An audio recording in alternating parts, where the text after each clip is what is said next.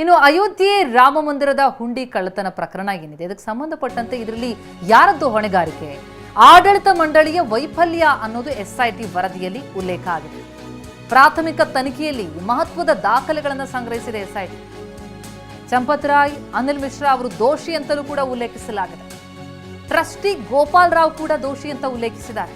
ಅಂದ್ರೆ ಅವರ ನಿರ್ಲಕ್ಷ್ಯದಿಂದಲೇ ಇದೆಲ್ಲವೂ ಕೂಡ ಆಗಿದ್ದು ಅಂತ ಅನ್ನುವ ಕಾರಣಕ್ಕಾಗಿ ಅವರನ್ನ ದೋಷಿ ಅಂತ ಪ್ರಾಥಮಿಕ ತನಿಖಾ ವರದಿಯಲ್ಲಿ ಉಲ್ಲೇಖಿಸಲಾಗಿದ್ದು ಜೂನ್ 23ರಂದೇ ಈ ಪ್ರಾಥಮಿಕ ತನಿಖಾ ವರದಿ ಸಲ್ಲಿಕೆಯಾಗಿದೆ.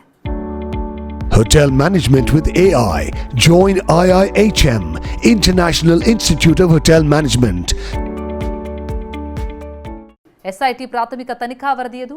ಅಯೋಧ್ಯೆ ರಾಮ ಮಂದಿರಕ್ಕಾಗಿ ಕೋಟ್ಯಂತರ ಭಕ್ತರು ಏನು ಕಾಣಿಕೆಯನ್ನ ಕೊಟ್ಟಿದ್ರು, ಆ ದೇಣಿಗೆಯನ್ನ ಕದ್ದಂತಹ ಆರೋಪದಡಿ ಈಗಾಗಲೇ 80 ಮಂದಿ ವಿಚಾರಣೆ ಎದುರಿಸ್ತಾ ಇದ್ದಾರೆ. ಆದರೆ ಅವರೆಲ್ಲರ ಬಗ್ಗೆ, ಅವ್ರು ಮಾಡ್ತಾ ಇರುವಂತಹ ಕಾರ್ಯಗಳ ಬಗ್ಗೆ ಗೊತ್ತಿದ್ದು ಕೂಡ ಸುಮ್ಮನಿದ್ದದ್ದು ಟ್ರಸ್ಟಿ ಸದಸ್ಯರ ಬಹಳ ದೊಡ್ಡದಾದಂತಹ ಅಪರಾಧ ಆಗುತ್ತೆ. ಟ್ರಸ್ಟ್ನ ಪ್ರಧಾನ ಕಾರ್ಯದರ್ಶಿ ಚಂಪತ್ ರಾಯ್ ಕೂಡ ದೋಷಿ ಎನ್ನುವಂತ ಉಲ್ಲೇಖ.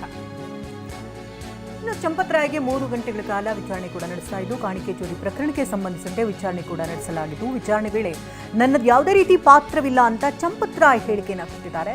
ಟಿನ್ನು ಇಂತಹ ಕೆಲಸವನ್ನ ಮಾಡ್ತಾನೆ ಅಂತ ನಾನು ನಿರೀಕ್ಷೆ ಮಾಡಿರಲಿಲ್ಲ ಅಂತ ಮಾತನಾಡಿದ್ದಾರೆ. ಜೊತೆಗೆ ವಿಚಾರಣೆ ವೇಳೆ ಹಲವು ಮಾಹಿತಿಗಳನ್ನು ಕೂಡ ಚಂಪತ್ ರಾಯ್ ನೀಡಿದ್ದಾರೆ ಅಂತ ಹೇಳಲಾಗ್ತಾ ಇದೆ. ಅಂದರೆ ಈಗಾಗಲೇ ಅವರನ್ನು ವಶಕ್ಕೆ ಪಡೆದುಕೊಂಡು 3 ಗಂಟೆಗಳ ಕಾಲ ಸುದೀರ್ಘ ವಿಚಾರಣೆಯನ್ನು ನಡೆಸಲಾಗಿದ್ದು, ಟಿನ್ನು ಯಾದವ್ ಈ ರೀತಿ ಮಾಡ್ತಾನೆ ಅಂತ ನಾನು ಊಹೆ ಕೂಡ ಮಾಡಿರಲಿಲ್ಲ ಅಂತ ಚಂಪತ್ ರಾಯ್ ಹೇಳಿದ್ದಾರೆ. ಜೊತೆಗೆ ಈ ಒಂದು ಪ್ರಕರಣದಲ್ಲಿ ನನ್ನದು ಯಾವುದೇ ರೀತಿ ಪಾತ್ರಗಳಿಲ್ಲ ಅಂತ ಚಂಪತ್ ರಾಯ್ ಕೂಡ ಹೇಳಿದ್ದಾರೆ.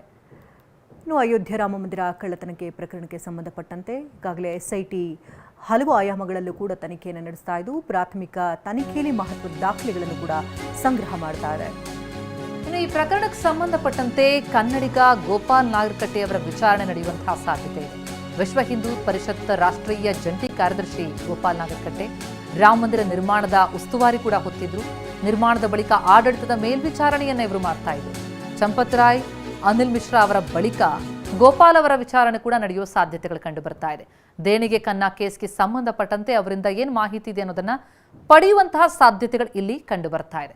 ಪ್ರಮುಖವಾಗಿ ಟ್ರಸ್ಟಿ ಸದಸ್ಯರುಗಳ ನಿರ್ಲಕ್ಷ್ಯದಿಂದಾಗಿ ಇಷ್ಟು ದೊಡ್ಡದಾದಂತಹ ಹಗರಣ ನಡೀತು ಅನ್ನುವಂಥದ್ದು ಎಸ್ಐಟಿಯ ಪ್ರಾಥಮಿಕ ತನಿಖಾ ವರದಿಯಲ್ಲಿ ಉಲ್ಲೇಖ ಆಗಿರುವಂತಹ ಅಂಶಗಳಾಗಿರುವ ಹಿನ್ನೆಲೆ ವಿಎಚ್ಪಿ ರಾಷ್ಟ್ರೀಯ ಜಂಟಿ ಕಾರ್ಯದರ್ಶಿ ಗೋಪಾಲ್ ಅವರನ್ನ ಕೂಡ ವಿಚಾರಣೆಗೊಳಪಡಿಸುವಂತಹ ಸಾಧ್ಯತೆಗಳು ಕಂಡು ಬರ್ತಾ ಇದೆ. ರಾಮ ಮಂದಿರ ನಿರ್ಮಾಣದ ಉಸ್ತುವಾರಿ ಹೊತ್ತಂತವರು ಗೋಪಾಲ್ ಅವರನ್ನು ಕೂಡ ವಿಚಾರಣೆಗೊಳಪಡಿಸುವ ಸಾಧ್ಯತೆ ಇದೆ.